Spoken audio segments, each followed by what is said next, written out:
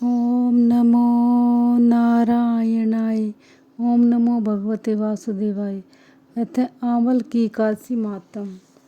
मानधाता जी बोले, वशिष्ठ जी, यदि आप मुझ पर प्रसन्न हैं तो व्रत की कथा कहो जिससे मेरा कल्याण हो।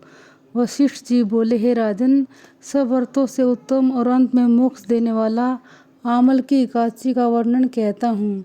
यह फाल्गुन माह के शुक्ल पक्ष में होती है। इस व्रत का पुण्य 1000 गोदान के फल के बराबर है। मैं आपसे एक पौराणिक कथा कहता हूँ।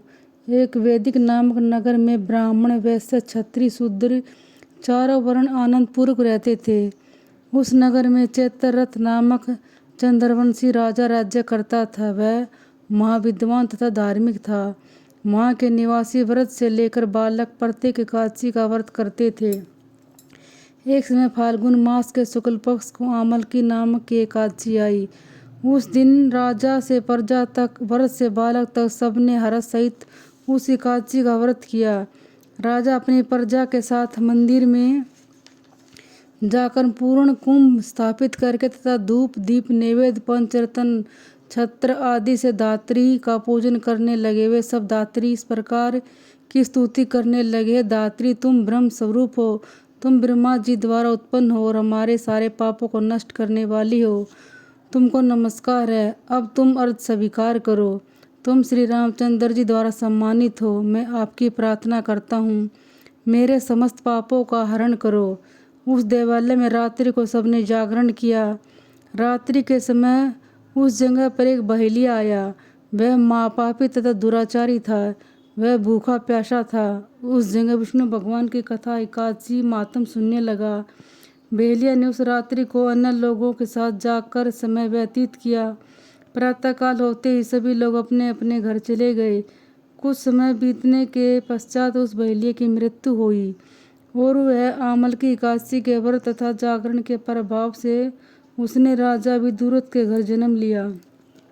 उसका नाम वसुरथ रखा गया। बड़े होने पर वह एक चतुरंगनी सेना के सहित तथा धन धान्य से युक्त होकर 10 सहस्त्र ग्रामों का पालन करने लगा। वह तेज में सूर्य के, कांति में चंद्रमा के, वीरता में विष्णु भगवान के और समा में पृथ्वी के समान था।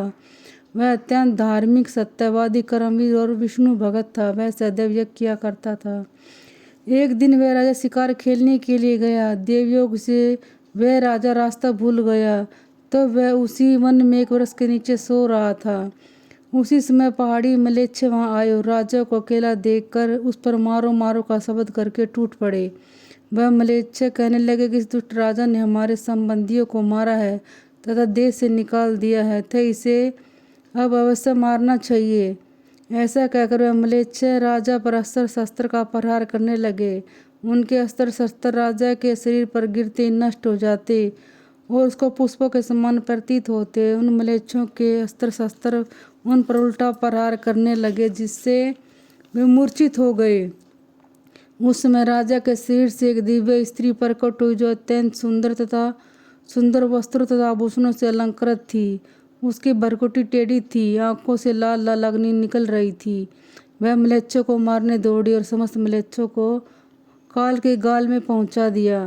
अब राजा जागा, तब इन मलेच्छों को मरा हुआ देखकर सोचने लगा कि इन शत्रुओं को किसने मारा है।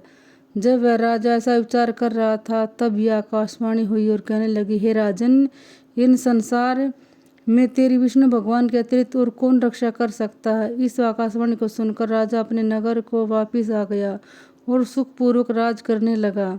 महर्षि वशिष्ठ जी बोले, हे राजन, यह सब आंवल की एकादशी के व्रत का प्रभाव था। जो मनुष्य इस आंवल की एकादशी के व्रत को करते हैं, वे सब प्रत्येक कार्य में सफल और तुरंत में विष्णु लोक को जाते हैं, और जो इसका महात्म पढ़ते हैं वे विष्णु भगवान की कृपा प्राप्त करते हैं। ओम नमो भगवते वासुदेवाय। ओम नमो भगवते वासुदेवाय। ओम नमो भगवते वासुदेवाय।